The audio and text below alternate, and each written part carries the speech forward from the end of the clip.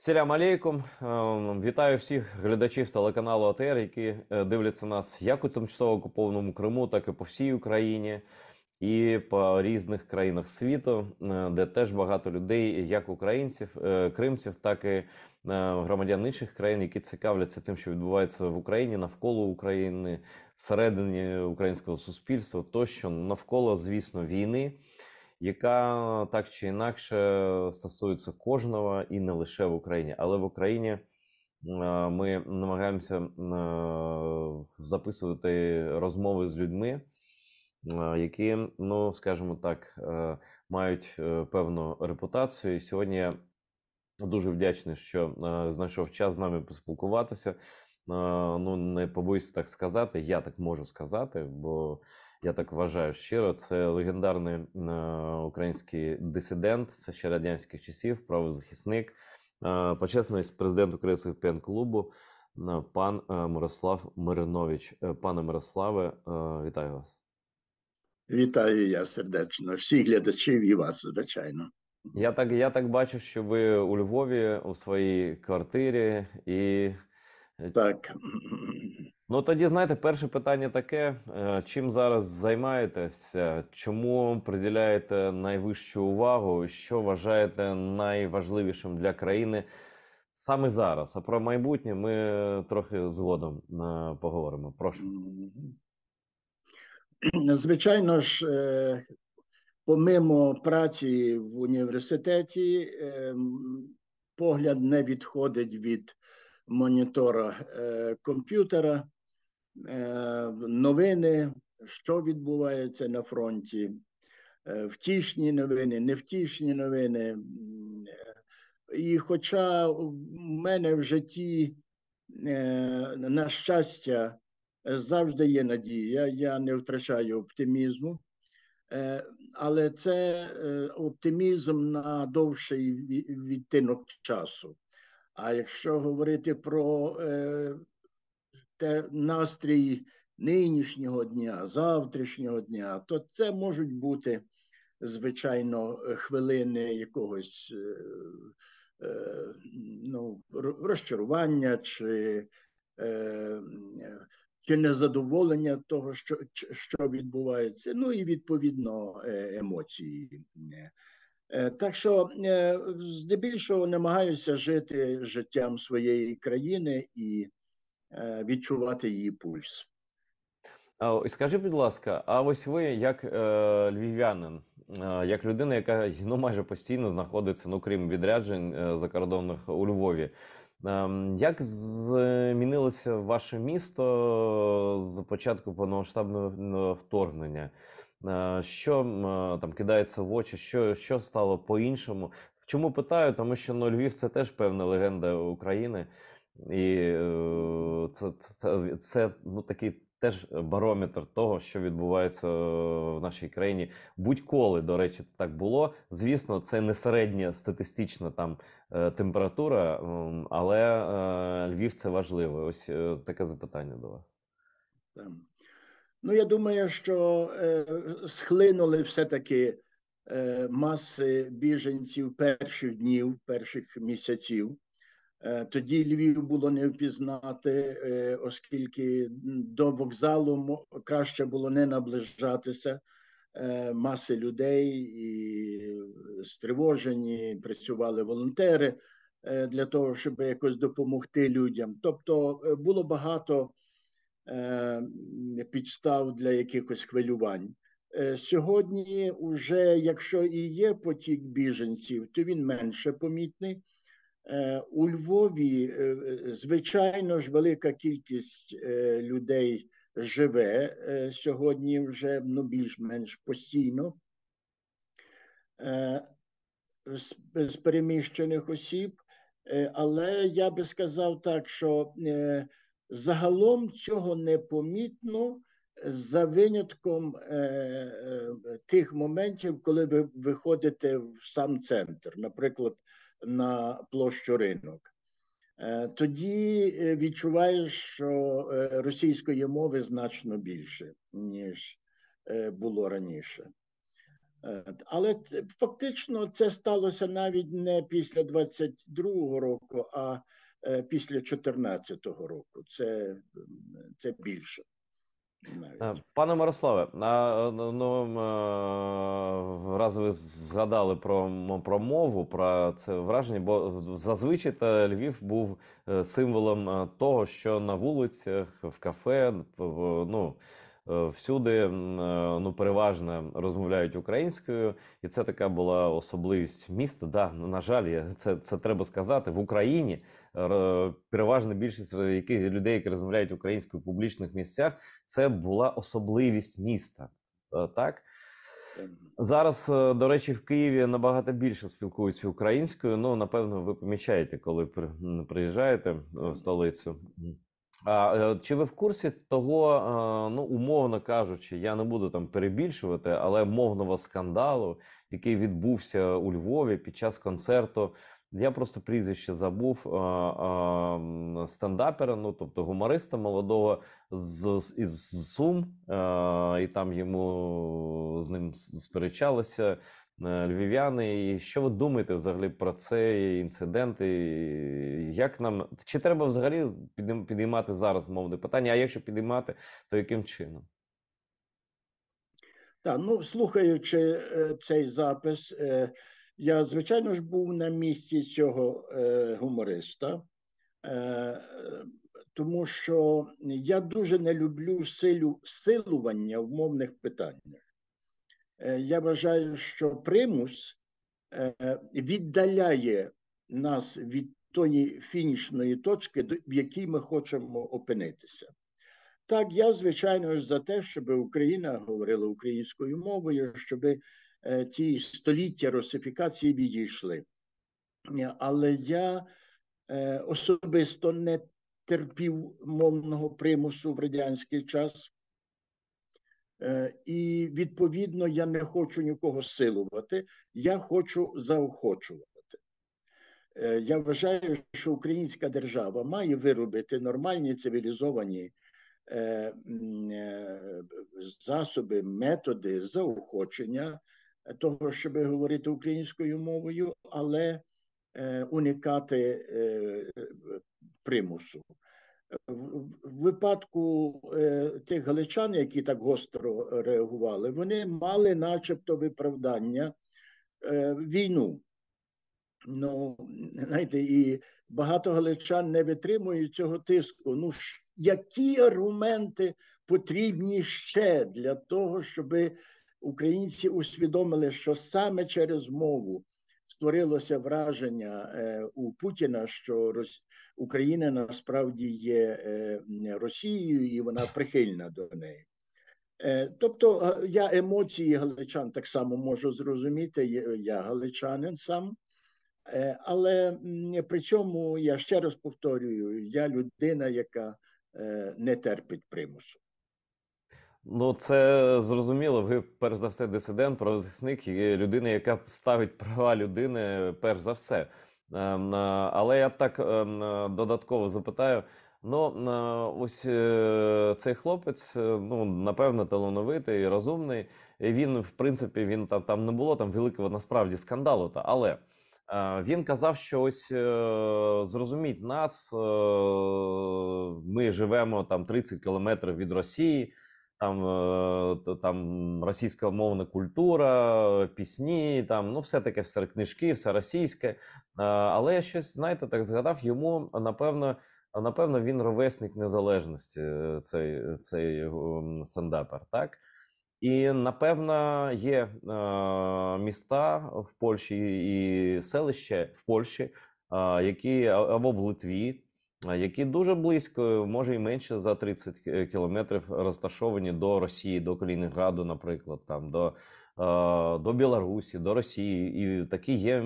Тобто, це, здається, неповне пояснення того, чому не вчили українську мову. Причому 100% ці люди, особливо молоді, вони ж в українських школах навчалися. Може, ще є якась причина, чому люди не хотіли тоді, зараз він сам каже, що він хоче, Але щось тут, здається, неповна правда. Всередині волі не було стати українцями повною мірою. Чи не так? Може, я не правий? Ні, звичайно ж, ви праві. Українська мова вважалася вторинною, вважалася неповноцінною такою. Ну, можна було щось там. От я пригадую собі, як іронічно перекладали шаржовано, перекладали Путіна. Впаду ли я стрілою пронзенним, пронзенний, український, впаду я дрючком пробитий. Ну і га-га-га, звичайно ж, принизливо, звичайно ж, мова не спроможна передати всю красу людських стосунків. Ну, це Таке, ви маєте на увазі Пушкіна? Ви сказали Путіна так. просто. Пушкіна? Ой, Господи Боже мій, Це така що би оговорка собі, да. Оговорка, але дуже цікава оговорка, він там сидить. Пушкіна, перепрошую, звичайно ж. І тому, знаєте, інерція цього зневажання мови є великою, а хто буде вчити мову, яка видається йому непотрібною чи непрестижною? Я не знаю, як у Криму свого часу була проголошена державна мова кримсько-татарська. А Ні. чи багато Ні. а чи багато людей хотіло вивчати кримсько-татарську мову? Знаю, що зараз у Києві чи в Львові є курси кримсько-татарської, в яку вже почали записуватися люди, тобто вже відчувають інший якийсь формат отих залежностей. А так, ну, вивчити би мені англійську мову, а то вже кримсько-татарсько, то вже... Ну, тут трохи інше. Ми ж поверталися з вигнання, і там, в принципі, не було шкіл. І кількість шкіл навіть на 14-й рік, на початок окупації, вона там була явно недостатня. А коли Росія захопила Крим, вони просто зробили кримську мову факультативною, тобто вони її принизили, ну, як вони це роблять з мовами там інших народів, ну, за своїми стандартами імперськими, так? Ну, з мовним питанням. Ну, до речі, мені здається, я не знаю, як вам, і дуже цікава ваша думка, що в принципі підіймати зараз так на загал мовне питання це така собі сумнівна річ. Тобто є речі набагато важливіші і першорядні, чи ні? Так. Абсолютно ви маєте рацію, і я можу навести приклад. Кілька тижнів тому в УКУ була у мене розмова з 20 воїнами, які приїхали з нуля на перепідготовку у Львові, і вони попросили Український католицький університет прочитати їм кілька лекцій таких загальноосвітніх, і, зокрема, я розповідав про табори, про дисидентський час. І там був такий момент.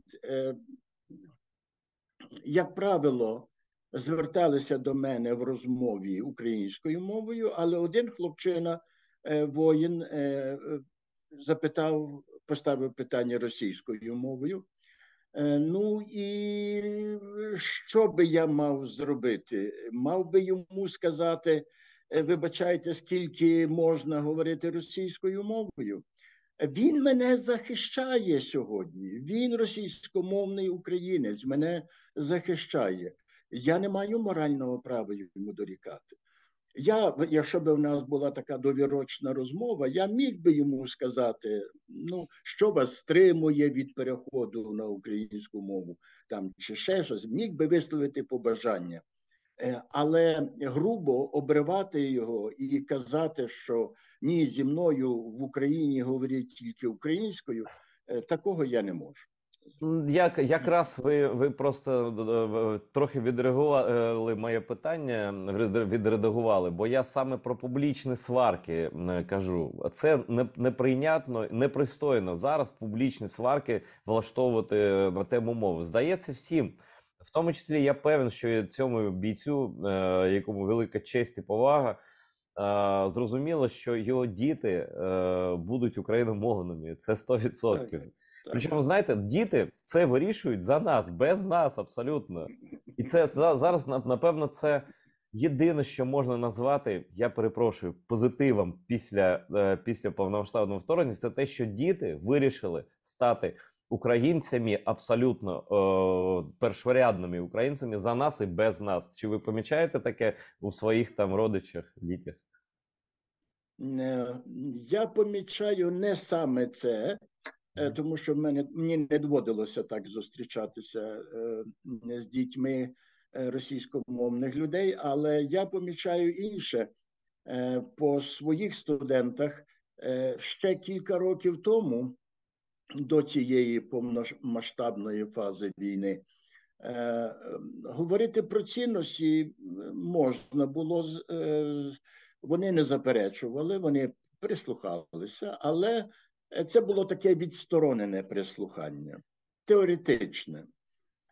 Сьогодні я відчуваю, як очі просто вбирають те, що я кажу про цінності. Люди намагаються зрозуміти, які були джерела сили духовної у дисидентів. Намагаються зрозуміти, де брали ці сили для того, щоб витримати різні випробування. І мені видається це дуже важливим. Це вплив війни і знову, як ви кажете, парадокс, але це позитивний вплив. Я хочу запитати вас, як саме дисиденти, тобто хто такі дисиденти? Може там молодь і не дуже зрозуміє, а я пам'ятаю, я про вас чув по голосах різних, про вас, про Сахарова, про Стуса, про інших людей. Про Джемілєва тоді ще не був, не мав щастя бути знайомим ні з ним, ні з вами. Це давно дуже було, і про них голоси там розповідали. Ми там з дідусем своїм, ми там на пасіці десь там в полях, там менше було, там поміг. Ну, коротше, це дисиденти, це в першу чергу люди, які в моменти відчаю абсолютної безнадійності, ну, тобто це були 70-ті роки, там, початок, кінець 70-х, тобто ще й фактично до кінця Радянського Союзу було далеко. І настрій був такий дуже, ну, напевно, ви краще за мене знаєте, яка там, ну, безнадійність була така, ну, тобто люди не знали, скільки це ще буде, а ви боролися. І боролися попри відчай, попри, ну, давайте скажемо прямо, байдужість більшості. Вас було небагато, але щось вам давало сили боротися і казати «ні» цій нібито непереможній системі. І ось зараз, як ви почуваєтеся? Як зараз для вас виглядає надія на майбутнє? Чи ви оптимістично дивитеся на те, що буде просто за відчуттях ваших? Бо я думаю, що ваші відчуття – це як барометри такий, який певним чином є не те, що прогнозом точним політичним або воєнним, але таким відображенням, тобто ви маєте досвід, який дає вам підстави щось казати з цієї теми. Зараз відповім, але хочу відреагувати на ваш жест. Я себе старшокласником пам'ятаю саме таким. Вухо прикладене до радіоприймача і слухання Радіо Свобода, Голос Америки і так далі. Так що такою була, зокрема, і моя шкільна юність.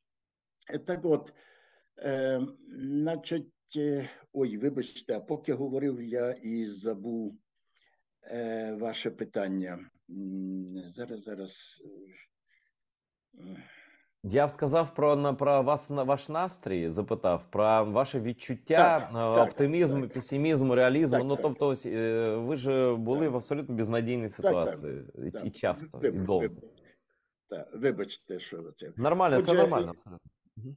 якщо говорити про мій стан, мої почуття, то я просто невиправний оптиміст.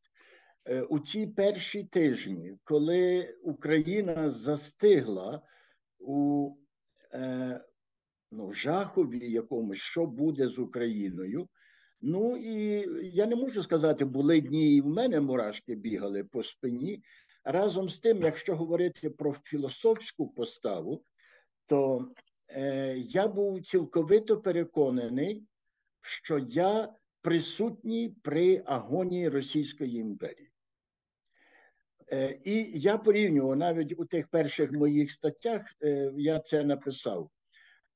Я порівнював цю ситуацію з ситуацією в таборі в кінці 70-х років, коли брежнівська влада, брежнівський режим був всесильний, Так. але ми в таборах чули трупний запах Радянської імперії.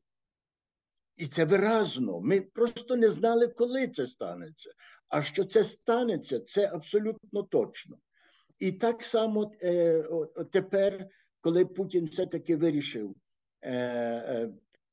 піти повномасштабною війною на Україну, все, чоловіче, тут тобі кінець. Тут ти думаєш відновити імперію, ти її остаточно угробиш. І саме це відбувається сьогодні. По-перше, розвіявся міф цілковито, міф Другої армії світу. Розвіявся міф Росії як цього геополітичного монстра, як потужної наддержави. Вона вже не є наддержавою, вона вже не є супердержавою. А ось в Росії, я припускаю, не знаю коли, через тиждень чи через кілька років, але підуть тріщини по всьому тілу Російської імперії нинішньої, і тут тобі і кінець буде Росії. А пам'ятаєте, пам'ятаєте, звісно, ви до цього причетні просто абсолютно, розпад Радянського Союзу. І тоді, на думку не лише мою, може і вашу, в принципі, є така думка, що Захід тоді дуже був щасливий, що Радянський Союз розвалюється. Коли вже Литва сказала ні, спробуємо там залишити її в СРСР, і навіть Штати просили там не так швидко виходьте, бо Горбачову не заважаєте. Вони сказали ні, всі вийшли. 91-й рік, остаточно це Біловежська пуща, і всі розійшлися нібито. Але чи не здається вам, що Захід тоді не допрацював в плані розвалу імперії як такої і зупинився, напівімперія залишилася, і вона отримала шанс відродитися. І зараз ми маємо справу з наслідками тієї помилки. І чи ви погодитесь чи ні з цим? І якщо там у будь-якому випадку, що треба зробити після, або що має вважатися перемогою цивілізованого світу України в першу чергу, щоб таких помилок більше не було, щоб відродження цього дракону унеможливити? Є гарне правило, до речі, сформульоване на Заході. Не можна приймати рішення, виходячи зі страху. Так от, в мене таке враження, що 91-го року, пригадуєте, перед референдумом, приїжджали Джордж Буш, президент Америки, Маргарет Тетчер, виступали в українському парламенті і закликали наших парламентарів не домагатися незалежності. Збережімо цю державу, бо страх за ядерну зброю. Цей страх паралізував всі ціннісні аргументи. Так, розпад імперії нібито добре, нібито правильно, але треба не допустити ядерної війни і все. І задля цього краще, щоб був Радянський Союз, ніж контрольований розпад Радянського Союзу. Так от, сьогодні ми маємо повтор цієї ситуації. Сьогодні страх за можливу ядерну війну паралізує інші логічні аргументи, чому цей режим має бути ліквідований в Росії, а його виконавці, його творці мають постати перед судом. От, начебто всі погоджуються, що це було би логічно, судячи з дій цього уряду. Але як тільки заходить мова про ядерну зброю, зразу не треба з Путіним розмовляти, треба давати йому шанс берегти обличчя, щоб він, боронь Боже, не натиснув цю кнопку. Мені це видається дуже контрпродуктивним. Я не кажу, що ми маємо безоглядно діяти, незважаючи на ядерну зброю. Звичайно ж, маємо вважати, не допускати якихось необачних кроків. Але при цьому цінності мають бути на першому місці. Я перефразую Бенджаміна Франкліна, американського діяча, і скажу в такій формі його відому фразу. Той, хто готовий пожертвувати своєю безпекою заради своїми цінностями заради тимчасової безпеки, не гідний ні цінності, ні безпеки. І от в мене таке враження, що як тільки людство хоче відкласти цінності заради безпеки, він робить фатальну помилку, бо він втрачає і цінності, і безпеку. Отже, наше завдання – переконати Захід, наскільки це можна, не робити такої помилки знову. Це дуже слушно, і це саме з ваших вуст важливо, щоб ви, людина, ну, яка відома на Заході, яка має авторитет і має можливість виступати і приймати гостей, інтелектуалів західних, багато з них, до речі, маючи певні ілюзії стосовно Росії, і переконувати їх, це в тому числі і ваше завдання. Це не я вам даю завдання, просто це життєве завдання. І, до речі, знаєте, таке моє спостереження, хочу поділитися з вами і почути вашу думку. Ось раніше перевірна фраза була така: чий Крим? Вони там уникали відповіді, щось там казали з подвійним сенсом, про бутерброди там щось казали. Казали, що незаконно, але вже так сталося, забудемо там. То, що зараз це все нібито це відкинуто. Реальність така, що про належність Криму вже ніхто нічого, крім зовсім там покидьків або запроданців кремлівських не каже. Але зараз я вважаю перевіреною фразу таку: а що робити? А чи має Росія майбутнє, яка б вона не залишилася, в якому б розмірі вона б не залишилася, позбутися назавжди ядерної зброї? Бо це, як ви сказали, єдине, чим вони, в принципі, маніпулюють світом, Європою, цивілізацією, політиками у світі. І я декілька разів ставив таке питання прямо, і навіть в деяких там діалогах, публічних там дискусіях двічі ставив. Але вони як не чують цього запитання. А чи ми маємо заакцентувати увагу, саме на цьому акцентувати увагу, коли ми розмовляємо з західними інтелектуалами, політиками, журналістами про майбутнє того, що зараз має назву Російська Федерація? Так, ми повинні про це говорити, і ви маєте абсолютну слушність, коли говорите про закономірність такого питання щодо ядерної зброї. Я на нього відповідаю однозначно. Так, Росію треба позбавити права тримати ядерну зброю. Вона довела мільйони разів безвідповідальність у цьому питанні.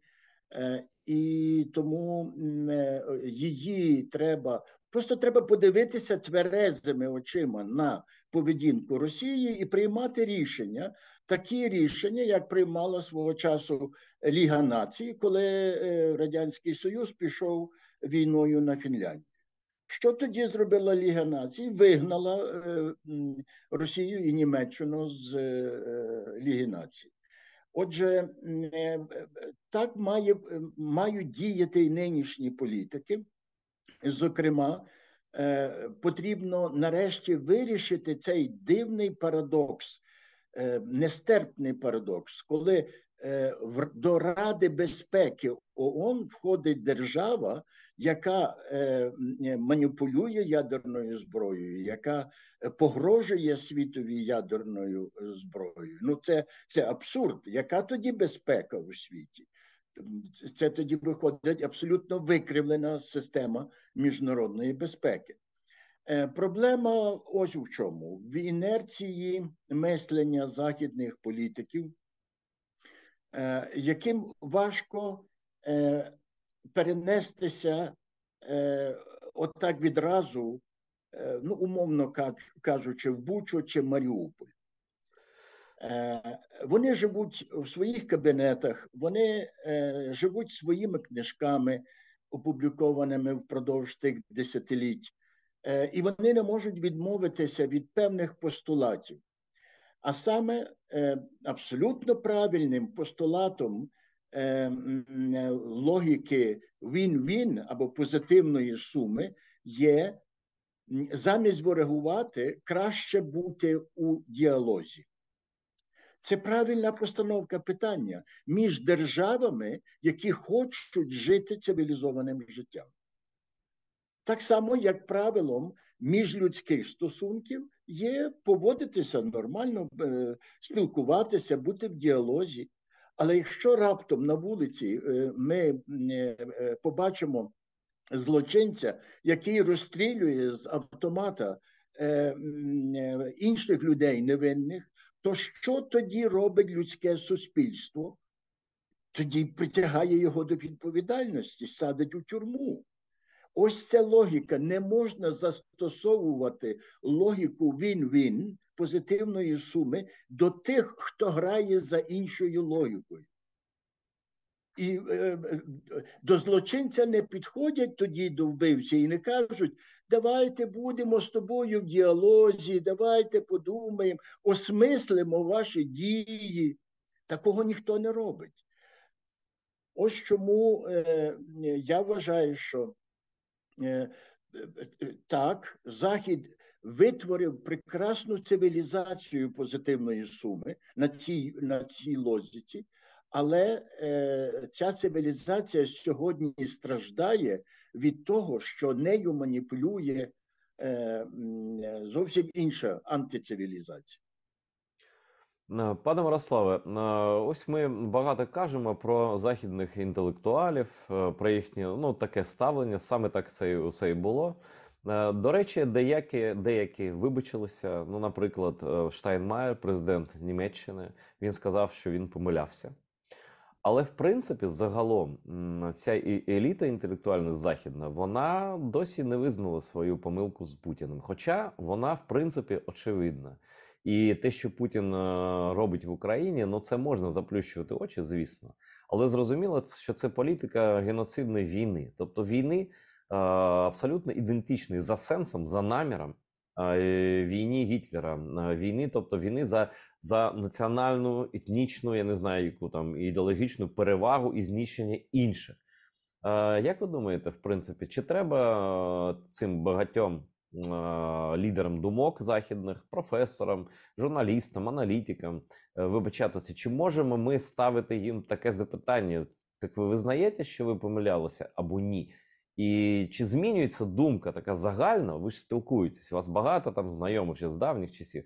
Щось змінюється? Бо це не академічне питання, бо від цього певною мірою залежить і політика. Бо і політики, і студенти, і політики, вони ж теж дослухаються певною мірою до інтелектуалів, які традиційно вважаються інтелектуалами. Але тут якісь сумніви. Тобто, якщо інтелектуал припустився такої помилки, ну, яка просто пошкодила результат мислення, да, і призвела до таких великих жертв. Чи взагалі він може вважатися інтелектуалом далі?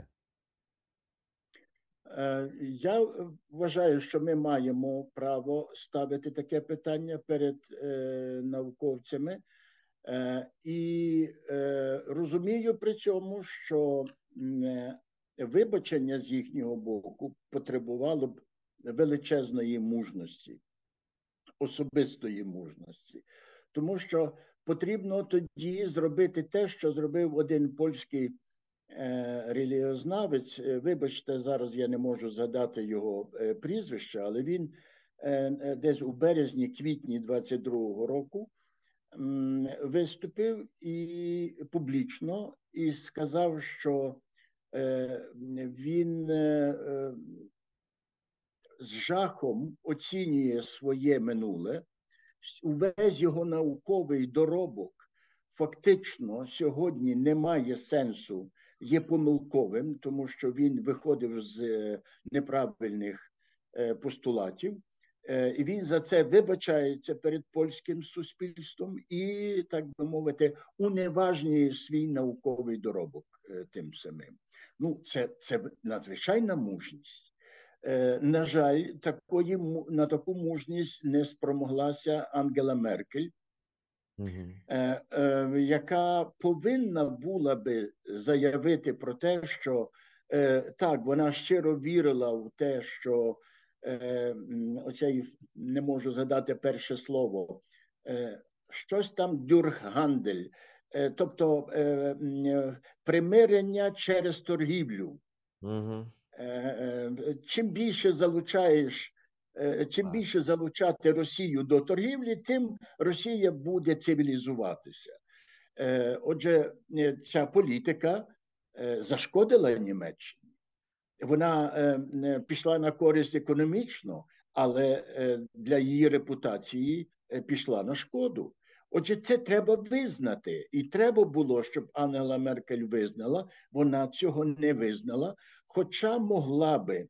Тому що я пригадую собі її погляд, який вона при зустрічі з Путіним кинула на нього, коли Путін щось примітивно, в такий босяцький спосіб зажартував щось на тему жінок і чоловіків. Я не буду навіть згадувати, що він, але грубо, принизливо, так, знаєте, ну, як кримінальники це роблять. І Ангела Меркель на нього так глянула, знаєте, як на щось таке гидке. Вона не могла приховати своєї зневаги до цього Путіна. Отже, вона розуміла, ким є Путін, але все-таки вважала за можливе подавати йому руку і спілкуватися з ним. Ще є такі, ну, до речі, я пошукаю ім'я і прізвище цієї людини, відважної, яка так сміливо про себе сказала, бо самокритика – це взагалі ознака розуму, в принципі. А це дуже сумнівно, що якщо ти інтелектуал і ти не визнаєш своїх помилок, ну, довіра до тебе, ну, має бути, принаймні, стати умовною після цього. Я пам'ятаю також, знаєте, буквально перед повномасштабним вторгненням, я не знаю, чи ви чули чи ні, але, напевно, ви знаєте такого поета, інтелектуала литовського Томаса Венцлова. Так, так. Він тоді сказав дуже огидні, дуже такі погані і, на мій погляд, маніпулятивні речі. Він сказав майже дослівно: українці, якщо прийдуть російські окупанти, не сприймайте їх як ворогів, як фашистів. І буквально за 2-3 тижні, може за місяць максимум, Буча, Маріуполь. І весь цей рашизм в повному розквіту. І я щось не чув, і мої литовські друзі теж щось не чули. Ані вибачення, ані співчуття, ані скасування, ані каяття, тобто нічого. Ось і таких, напевно, ну, більшість, так? Ось чому так? Що невже ти все життя мав репутацію якусь, там писав вірші, там номінувався там на Нобелівську премію, щось інше, там І тут раптом таку дурню, по-перше, кажеш, а по-друге, не вибачаєшся, навіть коли дивишся результати ну, геноциду. Я не знаю, як пояснити цей феномен.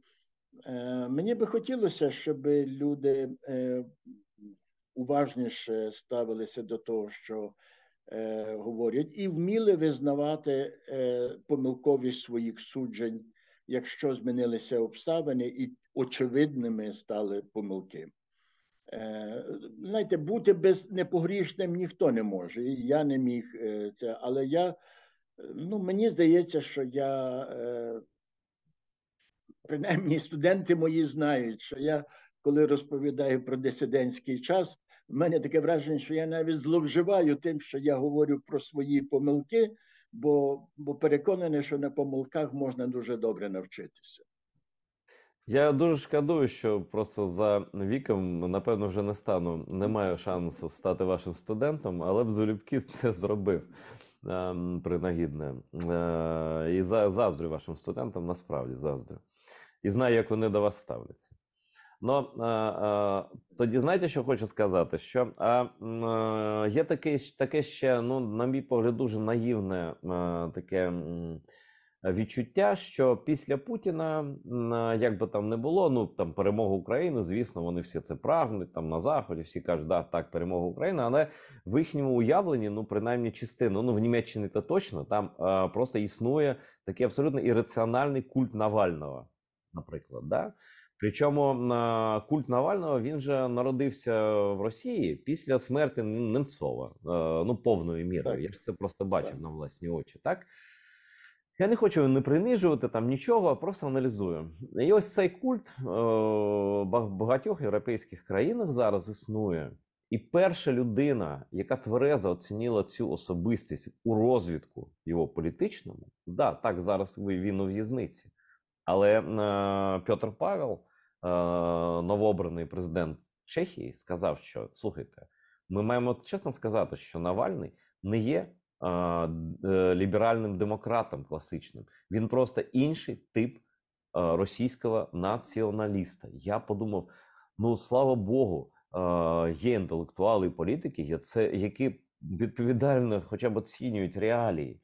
А ви що думаєте про цей культ Навального? Я думаю, що вони, до речі, навальністи, його там прихильники такі, ну, вони не змішуються з іншими російськими іммігрантами. Як до кого там не ставиться, можна по-різному. Але вони підкреслено тримаються окремо, до останнього вони тримаються за Крим не бутерброд, до останнього тримаються за все Росія велика держава, навіть на Україні до останнього вони пишуть, і до останнього він або хтось його там вустами кажуть про цю війну, ну, в першу чергу, як невигідну для Росії, а все інше вже другорядно, там геноцид, тощо там,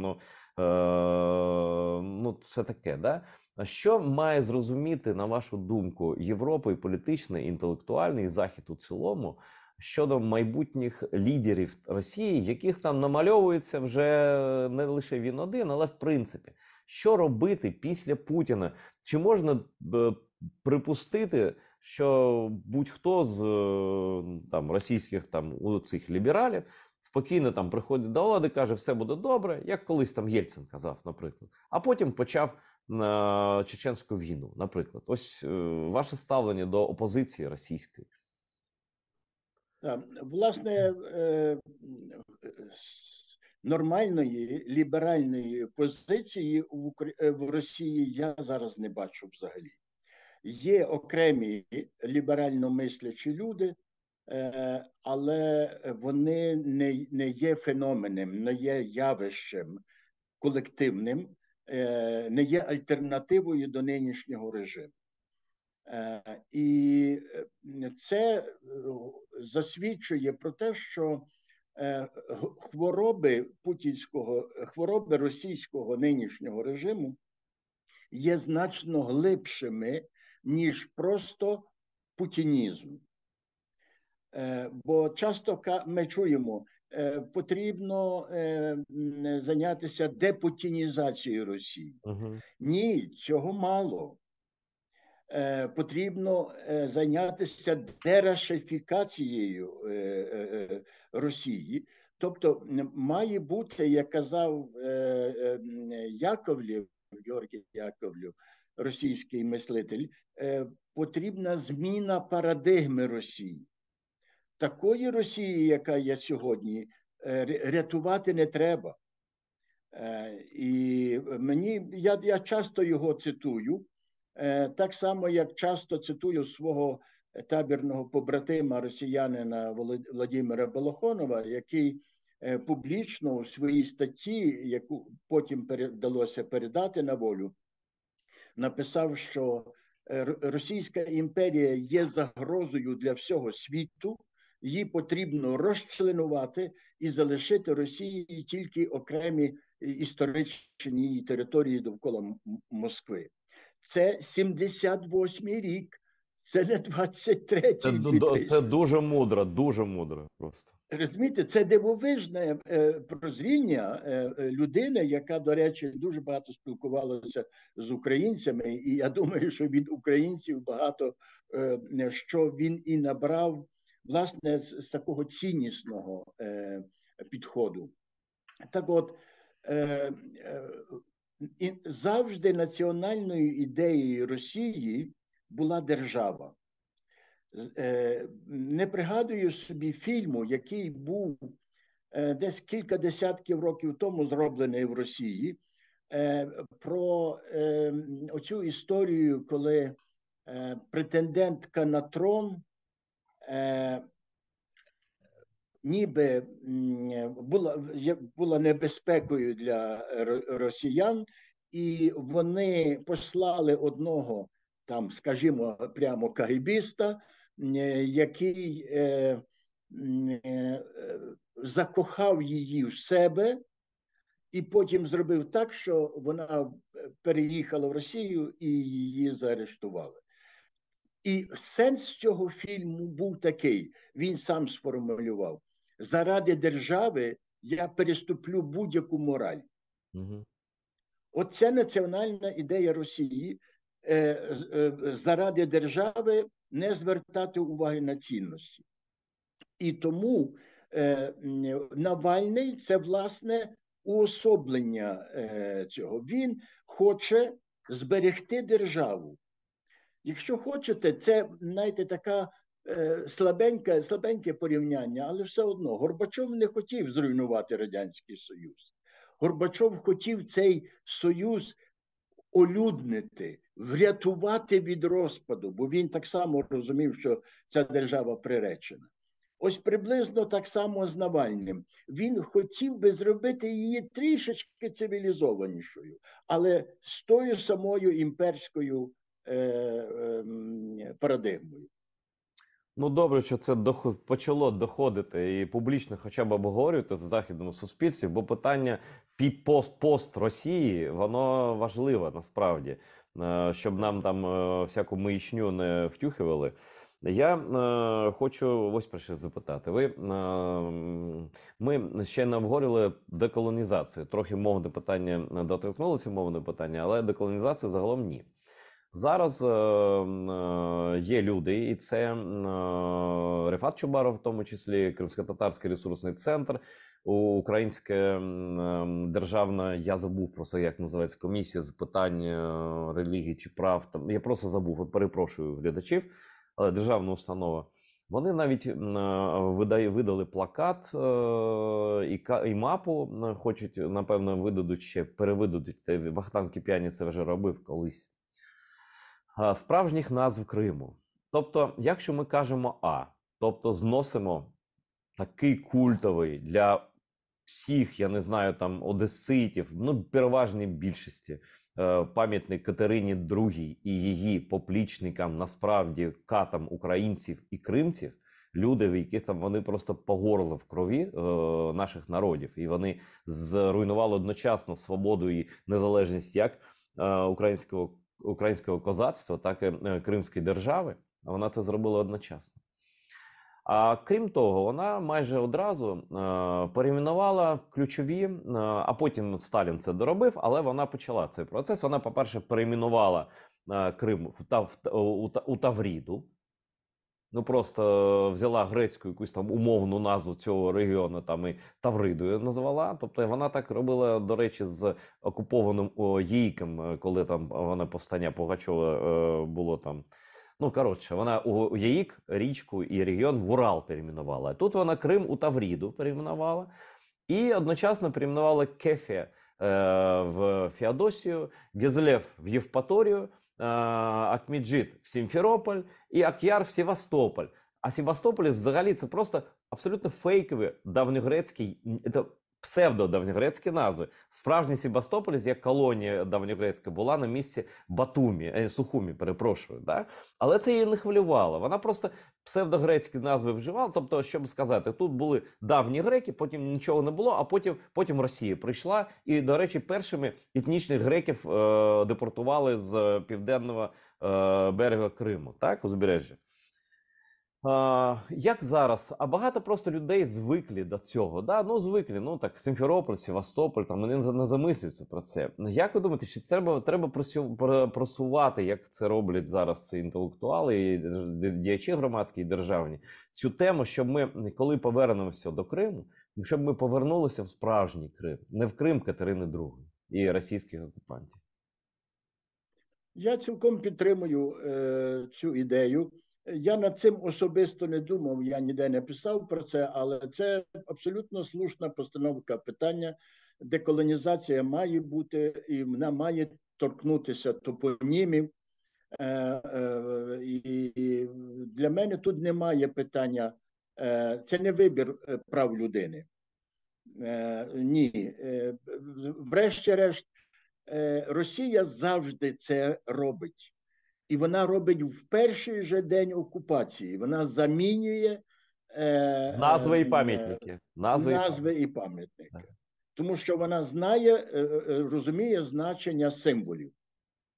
От. А скажіть, ось що для вас означатиме остаточна деколонізація України всієї, у тому числі і Криму?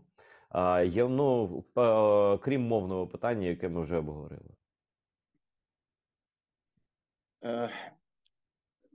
Я відповім у нестандартний спосіб. Мені хочеться, щоб до Києва повернулася зоря оцього стародавнього Києва. Коли я кажу зоря, я маю на увазі спроможність випромінювати цивілізаційні сенси. Бо з того стародавнього Києва йшли хвилі цивілізації довкола на весь східнослов'янський простір. Вони дійшли врешті-решт до Москви, до Росії. І тому оця спроможність культури плідно творити нові сенси для мене є ознакою її незалежності і її свободи. Так от, поки що наша незалежність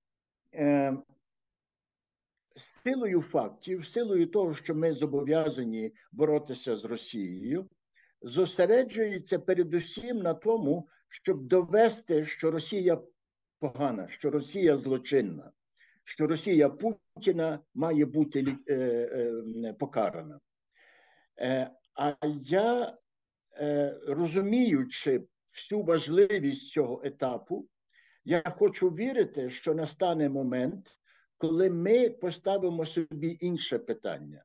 Не говорити, чим погана Росія, я сподіваюся, до того часу вже питання Росії відійде, а ми звернемо питання до себе.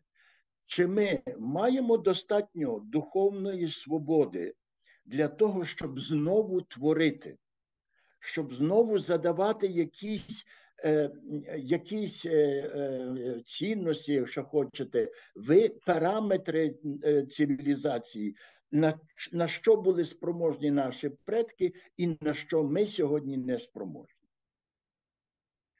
Ну, це дуже глибоко, і насправді це правильно. Я думаю, що так і буде насправді, і в природній спосіб абсолютно. І ще короткий коментар, буквально 2 хвилини залишається. Ось в провідних музеях світу почали ставити написи, що Іван Репін, Архіп Куінджи, інші художники, українці, які народилися в Російській імперії. Це важливо? Дуже важливо. Це важливо для всіх нас, і для кримських татар, щоб так само, щоб значення кримсько-татарських внесків в ту метропольну культуру, в ті, врешті-решт, ви ж теж воювали в радянській армії, ви теж виганяли окупанта німця. Чому Путін присвоює собі, російському народові, перемогу у Другій світовій війні? А де всі інші народи? І так далі. Тобто ці процеси мають йти, і вони будуть обов'язково успішними. Підсумовую те, про що ми говорили з паном Мирославом, ми не маємо нічого віддавати і повертати все своє на будь-якому рівні і в будь-якій галузі. Дуже дякую вам, пане Мирославе. З нами був Мирослав Миринович, Дякую вам. мислитель, дисидент і вчитель багатьох добрих людей. Тобто і вони такими гарними і стають певною мірою через пана Мирослава. Дякую, великий привіт вашій дружині чудовій. І на все добре. Дивіться АТР далі. Дякую.